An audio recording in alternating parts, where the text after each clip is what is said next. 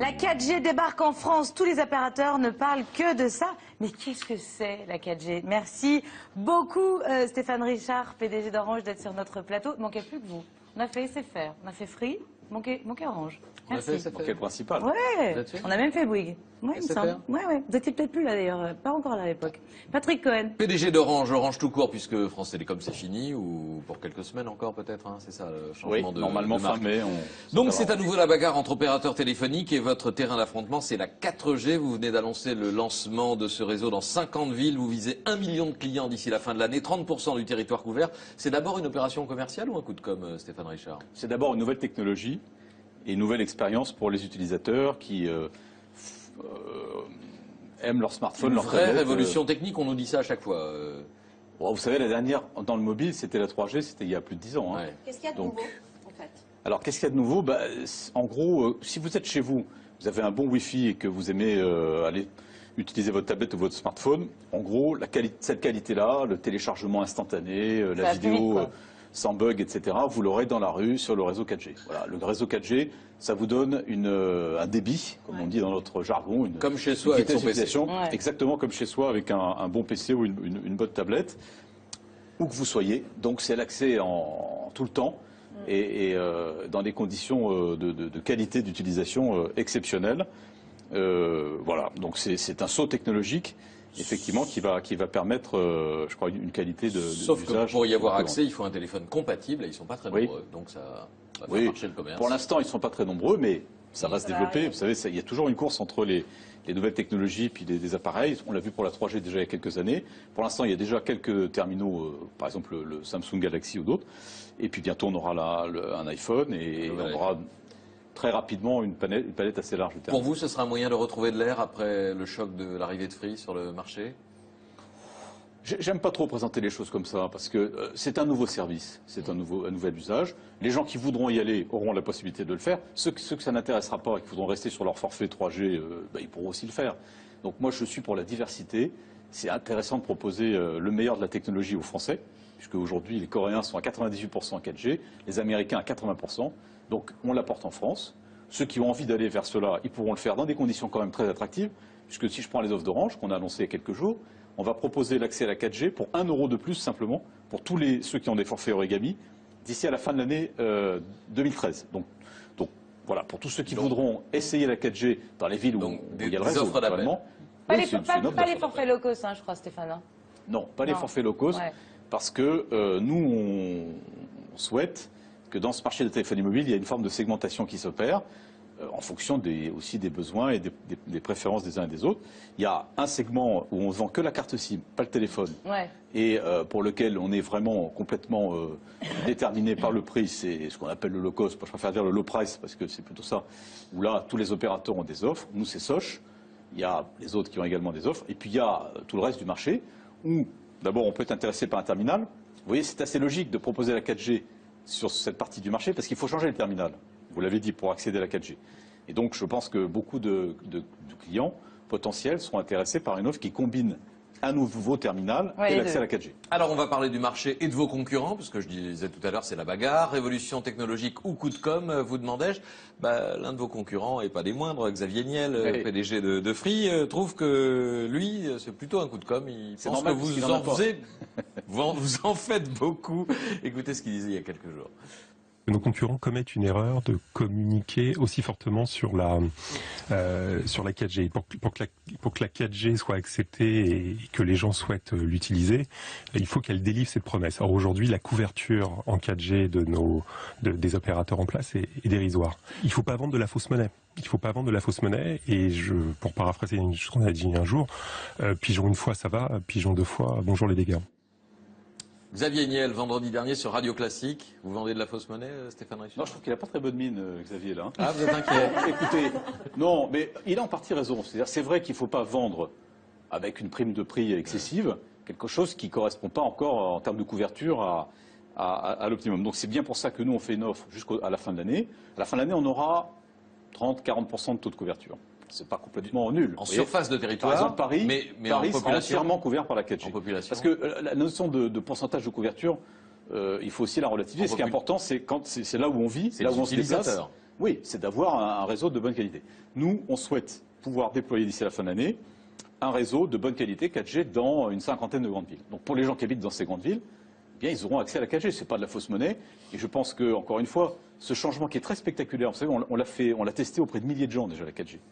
Et tous les comptes rendus qu'on a sont très bons, sont très positifs. Donc ceux qui auront envie d'y aller pour 1 euro de plus jusqu'à la fin de l'année, vous voyez, c'est pas de la fausse monnaie, ils pourront le faire, oui.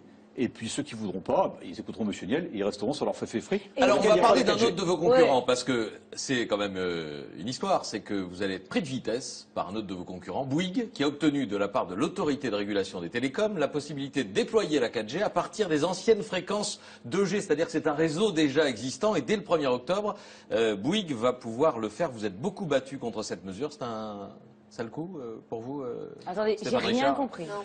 Bouygues Télécom possédait de vieilles fréquences en 2G, etc. L'autorité de régulation des télécoms, l'ARCEP, a autorisé Bouygues à pouvoir déployer la 4G à partir d'un réseau déjà existant, alors que les concurrents SFR et Orange, eux, doivent investir. Pas besoin d'utiliser de nouvelles antennes. Exactement. Donc dès le 1er octobre, Bouygues pourra... Ça veut dire qu'il y a une couverture partout. Qui a une couverture plus large que dans les 50 villes d'Orange, par exemple. Donc, c'est une avance pour Bouygues. Un mot d'explication d'abord, parce que moi, je crois que c'est un peu compliqué tout ça, mais essayons juste de dire pourquoi nous, on trouve que c'est pas juste. C'est pas un mauvais coup, c'est simplement injuste. Pourquoi? Parce que quand le gouvernement a décidé de lancer la 4G en France, il a dit voilà les fréquences que vous allez utiliser pour faire de la 4G. Il les a mis aux enchères. Et on a sorti notre porte-monnaie et on a payé 3,5 milliards d'euros, les 3, enfin les 4 même d'ailleurs, pour acheter des blocs de fréquences. Et puis 6 mois après, on nous dit ah ben non, on a oublié de vous dire, on va pouvoir aussi le faire sur le 10800. Donc ça, on trouve que c'est pas très clean, honnêtement. Ensuite, ce qui n'est pas très juste non plus, c'est qu'en fait, dans les 4 opérateurs, il n'y en a qu'un seul qui a des fréquences 1800 disponibles. C'est Bouygues. Pourquoi? Parce que historiquement, voilà, pourquoi? Parce que Bouygues a eu davantage de fréquences 1800 que tous les autres à l'origine, et qu'il a beaucoup moins de clients. Ils ont 11 millions de clients, là où nous, on en a 27. Donc forcément, ils ont plus de place. Donc cette décision, elle n'est pas très juste par rapport au passé, et elle avantage un seul des opérateurs. C'est pour ça qu'on la trouve pas terrible. On la trouve pas terrible. Je ne sais pas encore, on verra, mais franchement, c'est contestable. Maintenant, nous, on est dans l'action, on n'est pas dans les prétoires uniquement. Voilà. Il faut avancer. Ouais. Et donc, nous, ce qu'on a décidé, c'est de mettre le paquet et d'accélérer notre déploiement sur nos fréquences, c'est-à-dire 2,6 et 800. Qui sont des bonnes fréquences pour faire de la 4G, parce que le 2,6, ça permet d'assurer des débits très très importants, plus que sur la 1800.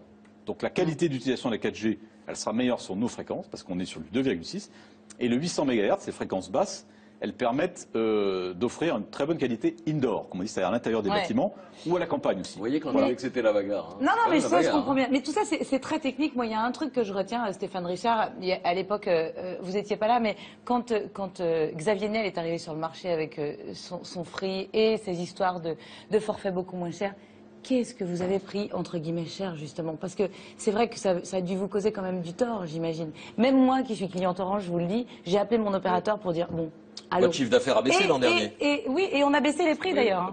Non, mais c'est vrai, forcément, ça a dû être, ce que disait Patrick en préambule, une espèce d'électrochoc dans le monde de la téléphonie mobile, quoi. Oui, c'était un électrochoc. Vous savez, après, il y a le fond et la forme. Ouais. Bon, sur le fond, qu'il y a un nouvel opérateur qui rentre sur un marché où il y a nécessairement un petit nombre d'opérateurs, parce qu'un réseau télécom, ça coûte cher à faire. C'est pas la première fois que ça arrive, il y en a eu d'autres dans d'autres pays. Vous savez, on est présent dans 35 pays, nous, pas qu'en France. Donc cette situation-là, on l'a connue dans beaucoup d'autres pays. Et effectivement, ça chamboule le marché, ça bouscule les positions, ça oblige tout le monde à revoir un peu sa stratégie. Très bien. Ce que je conteste, franchement, et là je me place sur un plan plus éthique, je dirais, c'est la façon dont ça a été amené.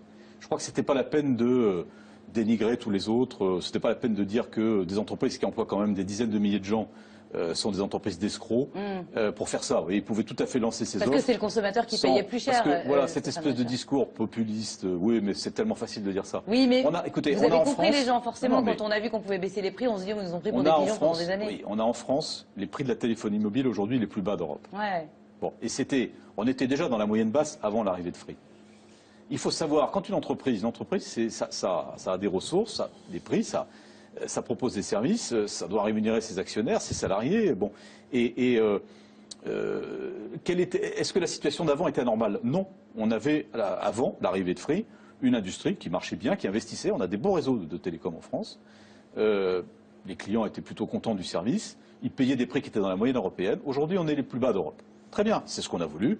Bon, on est en train de bâtir la France du low cost. aujourd'hui. C'est vrai, c'est ça. Bah, vous Et trouvez après d'autres ça- combines. Et après ça, on a des grands discours sur le fait Oui, c'est la crise. qu'il faut remettre des emplois en C'est la France, etc. Il faut savoir ce qu'on veut. Vous savez, quand on nous dit on a rendu du pouvoir d'achat aux Français, certes, à court terme, c'est vrai.